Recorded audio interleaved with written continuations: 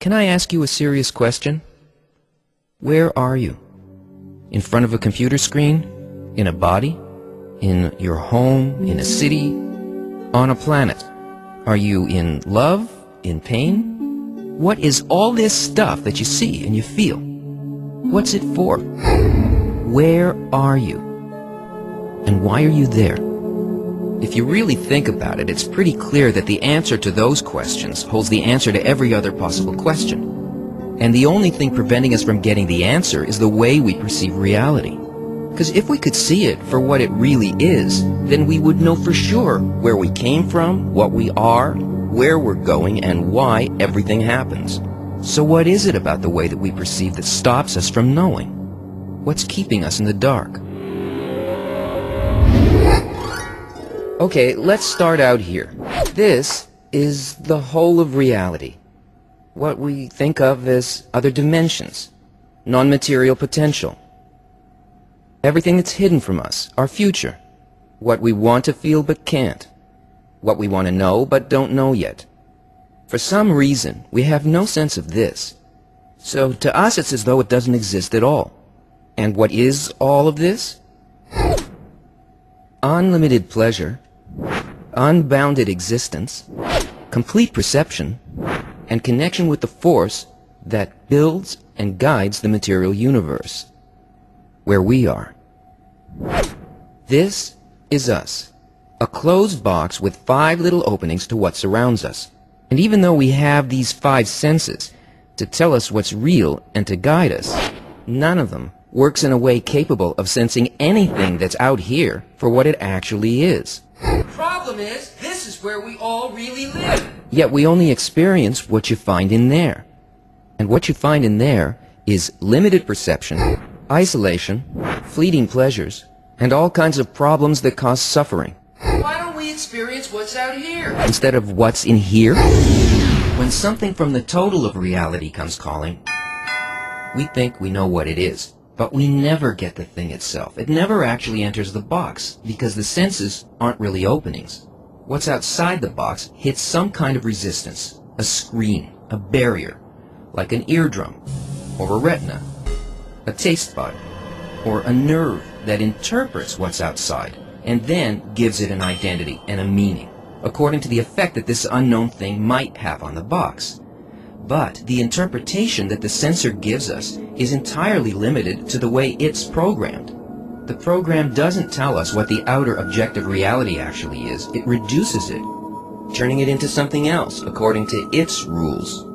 And all of our senses run on the exact same program. So whether your eye uses an electron microscope or the Hubble Space Telescope, what you'll ultimately see will always be a subjective picture, determined and controlled by the program. So what exactly is the program? It's called egoism, self-concern. How does this affect me? What do I get out of this? In other words, the will to receive. The box is a machine. The input, a formless unknown that gets processed through an inner program. And the output of the machine is our reality. But this isn't real reality. It's just the way it appears to the will to receive. Because out here, everything operates according to a different, all-encompassing program that only creates, sustains, and guides. It has absolutely no self-concern, so it has no limitations. It is unconditional altruism, the general law of the universe, the single benevolent force behind all nature and existence. It's the thing that gives you your life. This is the complete polar opposite of the box.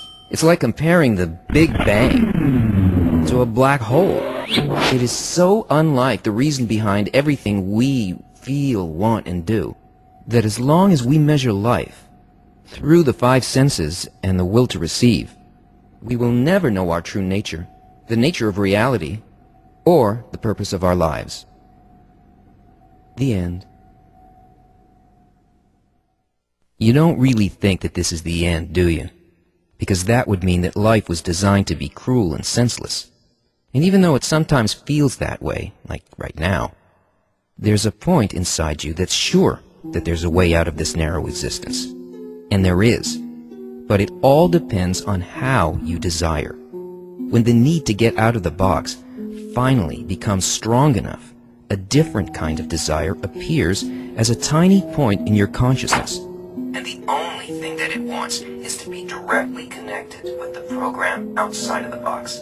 Once this point of desire is awakened, if you know how to develop it, it can grow to become the basis of a completely new, non-physical sense that can perceive the greater reality, and even the thought of the force behind it. How can that happen? It can happen because there's a principle of non-physical nature called equivalence of form.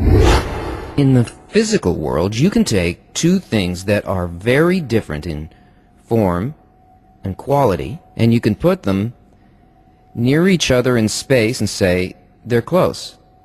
But out here, there is no time, no space. And there are no separate objects like there are in the physical. Out here, there are only forces, fields of influence, varying levels of bestowal, that resemble the thought behind the general law of the universe. In the non-physical, if things have different qualities, they're distant. If they have similar qualities, they're close.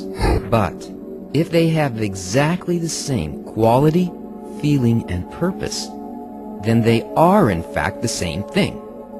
They're inseparable, bonded. So this opposite egoistic quality of the five senses Blocks our perception, gives us the experience of separation, isolation, and constant lack. That embryonic point in your heart is unconsciously similar in quality and feeling to the unseen world.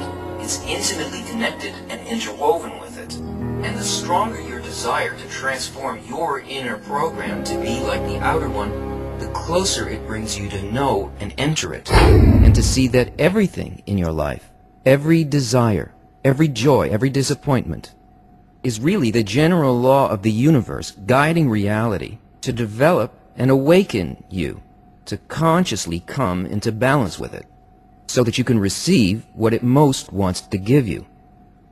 The ability to be just like it, so that what it feels, you feel, what it knows, you know, and what it can do, you can do. The method of developing this additional sense is called Cabala. Cabala is not religion, it's not mysticism or magic, it's the user's manual for reality.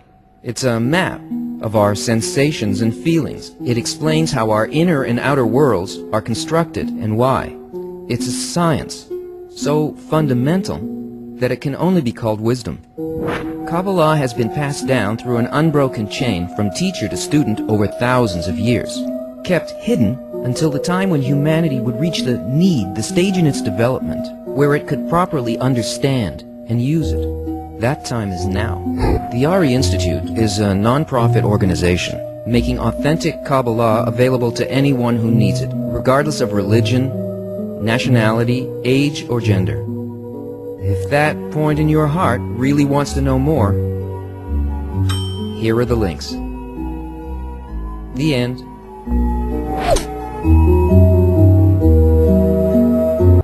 No, really, it's the end.